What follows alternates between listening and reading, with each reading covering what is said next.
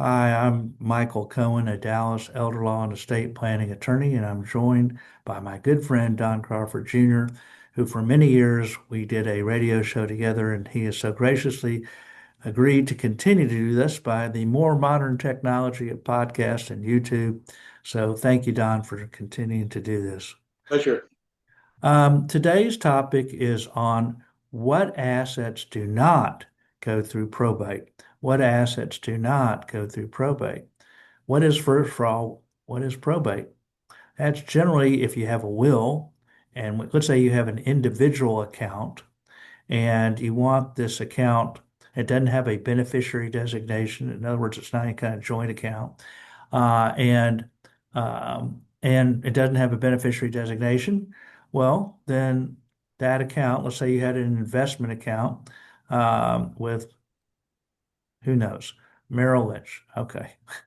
Um, well, uh, how does that get transferred? Well, if you have a will, then it goes by your will. If you don't have a will, then it may go by intestacy. You have to go through an heirship determination. So, what are some ways that assets do not go through probate so you don't have to go to court? Well, the first obvious answer is a trust.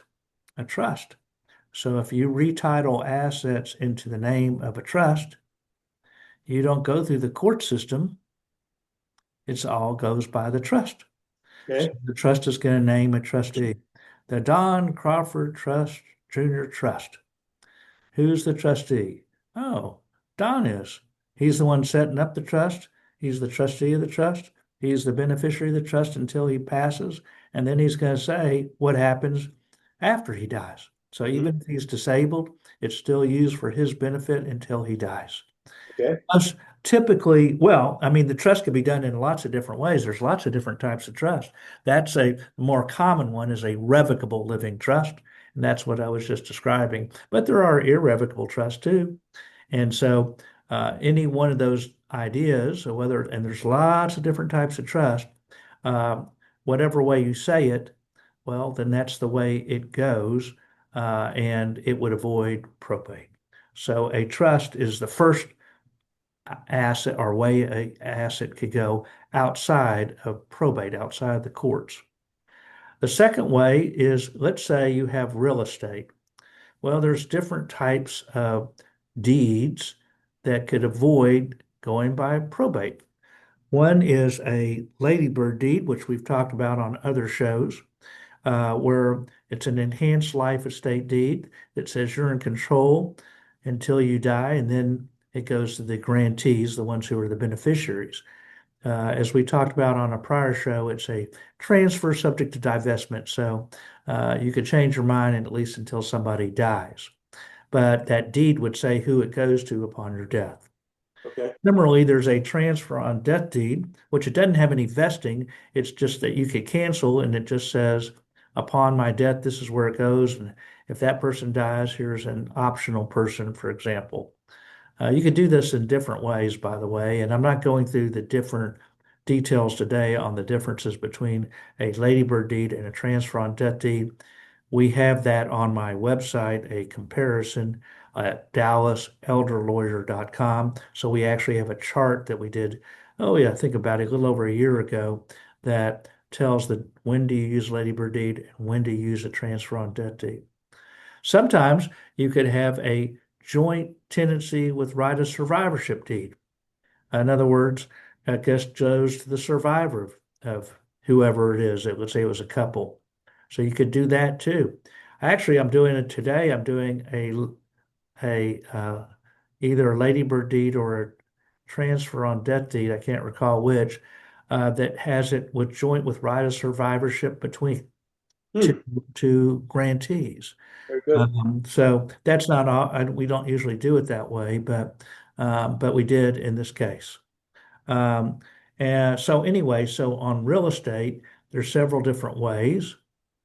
Uh, Life estate deeds, fee simple. There's different ways that you could have it go to a grantee outside of probate. Excellent. Any account that says joint with right of survivorship also would go outside of probate.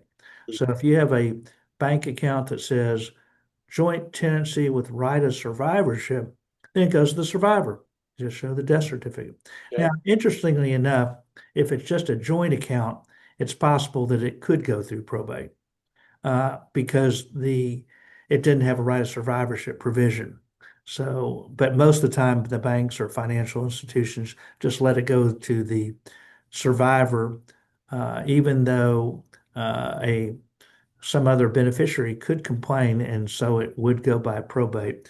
So accounts that are joint with right of survivorship would go outside of probate. Similarly, let's say you just had an individual account. I say account, but it didn't have to be just account, it could go in many other ways.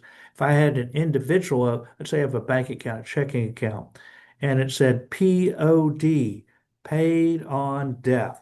Well, then upon death, that whoever the beneficiary is, they would just go to the, let's say, financial institution and show a death certificate.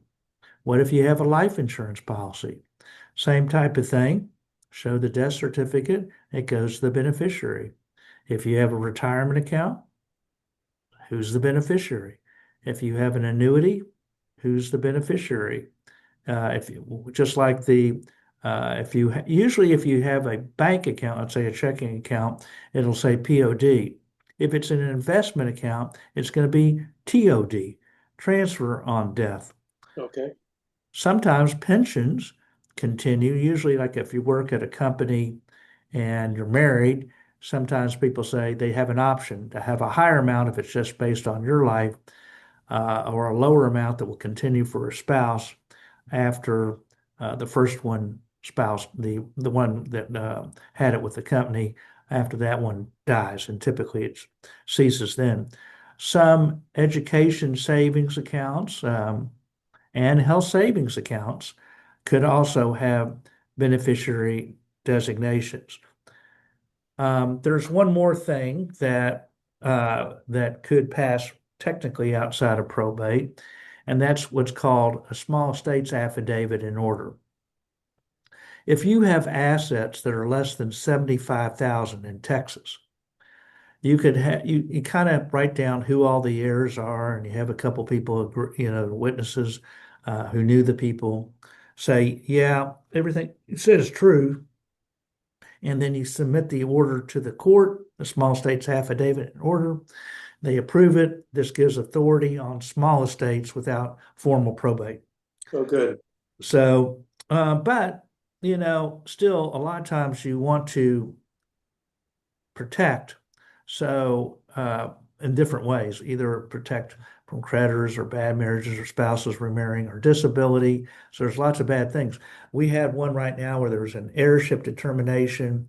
It's not that much money. They didn't have a will, but the problem is that one of the grantees is a minor. I mean, one of the beneficiaries is a minor, the heirs is a minor. So the court may require a dependent administration. And even if you let it escheat to the state, which means, let's say you didn't do anything, it goes um, to the state controller. Well, they still want if it's over $10,000, the government wants a order of the court. So you can't just let it escheat and think, okay, I'll eventually get it without having to do something. So the best thing is to do something so you don't have, whether if you have a beneficiary designation, a lot of people think, oh, I don't need a will or a trust because I have a beneficiary. But the problem with that is bad things happen to beneficiaries. They get Right. sued, then the money could just go to their creditors. If they're disabled, they could lose public benefits. If Awful. they have an addiction, it could just all be lost. If they have a marital problem, well, there's ways to protect against that. If there's tax issues, there's ways to protect. All the bad things that could happen to an individual, at least should be thought about. And now, if it's not that much and you don't care, well, that's up to you.